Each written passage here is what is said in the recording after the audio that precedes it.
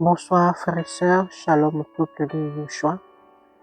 Je bénis le Seigneur pour ce temps encore et nous ne pouvons que lui rendre toute la gloire parce que c'est lui qui nous donne la capacité de travailler pour lui, de faire ses messages tout le temps et nous voulons encore le bénir en ce soir. Je viens par la grâce de Yeshua porter encore un message au peuple, partager cette exhortation qui m'a été donnée de la part du Seigneur et nous allons prier pour le remettre ce temps. Adonai, Papa, merci pour ta miséricorde, merci pour ta grâce, merci pour la force que tu nous donnes en cet instant, Père, pour que ce travail, Papa, se fasse. Merci de nous fortifier, merci pour ta parole qui est encore prêchée, Seigneur, merci pour cette parole, Papa, qui va fortifier encore nos cœurs en ce soir. Nous te prions afin que tu sois au contrôle, Papa, de ce temps, Seigneur, et que nos cœurs, Papa, te soient entièrement disposés, Papa, pour recevoir encore, mon roi, de toi, Seigneur, Papa, la parole et l'exaltation, Seigneur, la force au nom de Yeshua Hamashiach. Amen. Bonsoir, frères et sœurs, bonsoir à tout le monde. Alors, nous allons prendre la parole dans le livre de Actes des Apôtres. Actes, le chapitre 4, nous allons lire à partir du verset 23. Et après avoir été relâchés, ils allèrent vers les leurs et racontèrent tout ce que les principaux prêtres et les anciens leur avaient dit. Et lorsqu'ils eurent entendu cela, ils élevèrent d'un commun accord leur voix vers Élohim et dirent, Maître, tu es l'Élohim qui a fait le ciel et la terre, la mer et toutes les choses qui y sont, et qui a dit par la bouche de David ton serviteur, pourquoi les nations ont-elles henni et les peuples ont-ils médité des choses vaines? Les rois de la terre se sont présentés et les princes se sont assemblés contre le Seigneur et contre son Mashiach.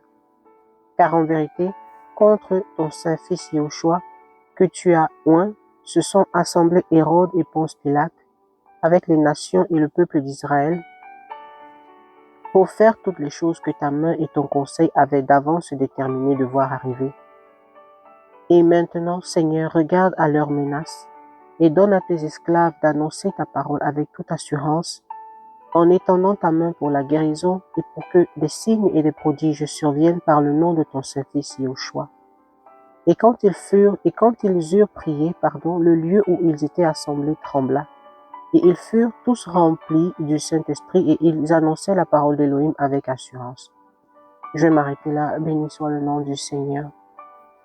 En fait, ici, pour situer un peu le contexte, il s'agit des apôtres qui avaient subi leur première persécution. Ils avaient été enfermés et relâchés. Ils avaient été menacés de ne plus parler au nom du Seigneur Yahushua, si on peut lire le verset 17.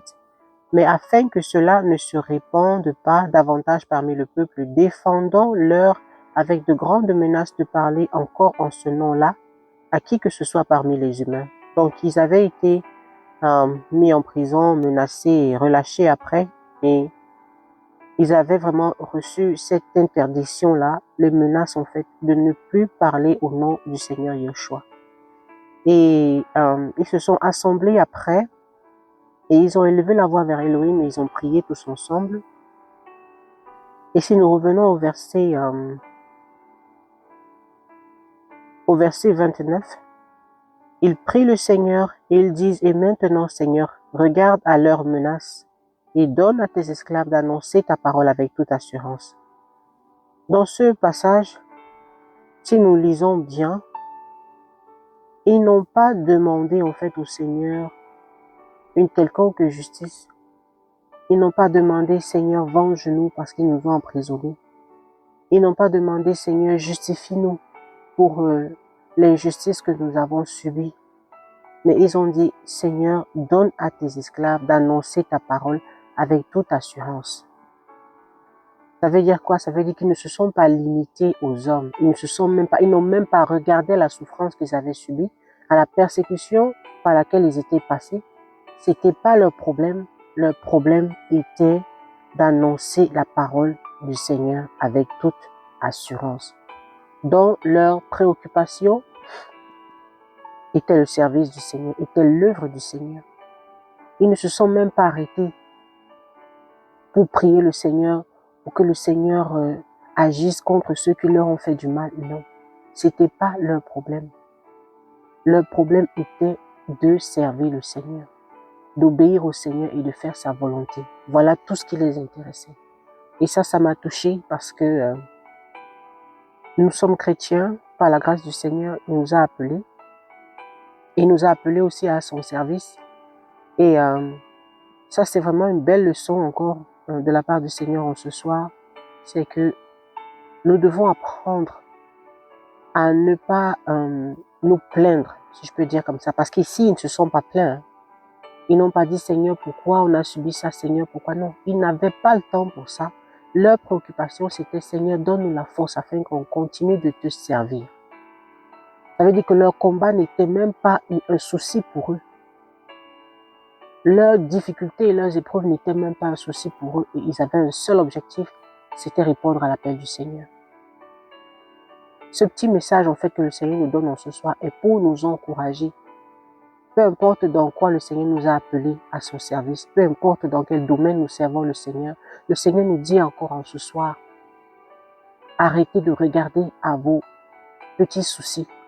Arrêtez de regarder à vos souffrances parce que le Seigneur, il est vivant. Il est au contrôle. Nous ne devons plus nous limiter à ce que nous ressentons, à ce que nous vivons, mais notre préoccupation, doit être ce que le Seigneur attend de nous. Il est juste temps, frère, d'arrêter de pleurnicher et de travailler pour le Seigneur. D'arrêter de se plaindre et de travailler là où le Seigneur nous veut. Ce message est pour nous réveiller. Ce message est pour nous réveiller, bien-aimés. Nous sommes à la fin des temps. Le Seigneur veut des hommes et des femmes debout, qui ont la foi et qui ne sont pas là à s'occuper des choses inutiles en fait. Le Seigneur est vivant. Les combats là, il s'en occupe. Tout ce que nous devons faire, c'est nous tenir debout et d'agir.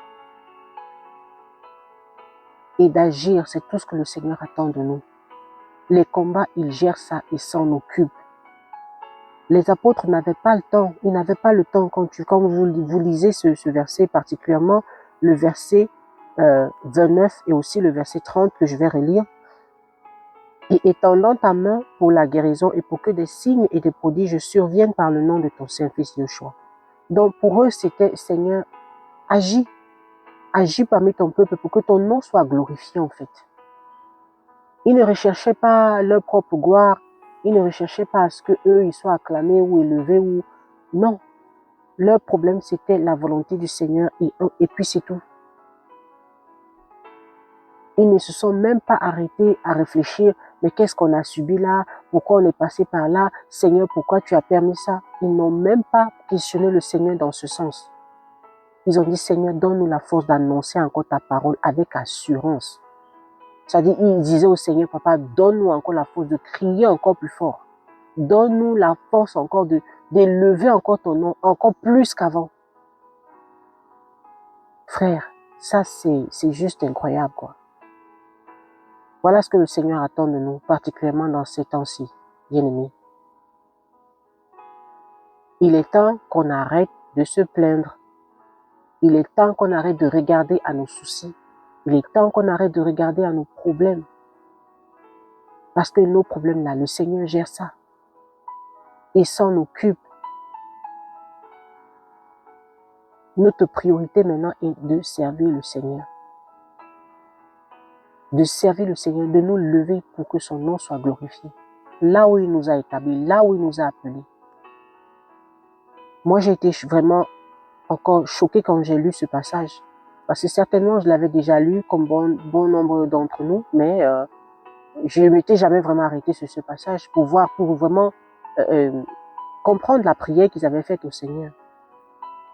Ils ont dit au Seigneur, regarde à leur menace et donne à tes esclaves d'annoncer ta parole. C'était tout. La priorité au Seigneur d'abord. La priorité à la volonté du Seigneur d'abord. Bien aimé, c'était juste pour nous encourager. Pour tous ceux-là qui ont un appel, pour tous ceux-là que le Seigneur a établi pour une œuvre. Le Seigneur attend de nous que nous mettions nos soucis de côté et que nous travaillions pour lui. C'était juste pour nous encourager encore, pour nous interpeller de la part du Seigneur, à faire attention aussi. Parce que, comme la parole dit, la moisson est grande, mais il y a peu d'ouvriers. Levons-nous pour l'œuvre du Seigneur. Arrêtons de regarder à nos petits bobos, nos petits soucis. Le Seigneur a besoin d'une armée debout. Bien aimés, c'était juste pour nous encourager. Soyez fortifiés, tenons bon et accrochons-nous à la volonté du Seigneur. Au nom de Yoshua Hamashiach. Amen.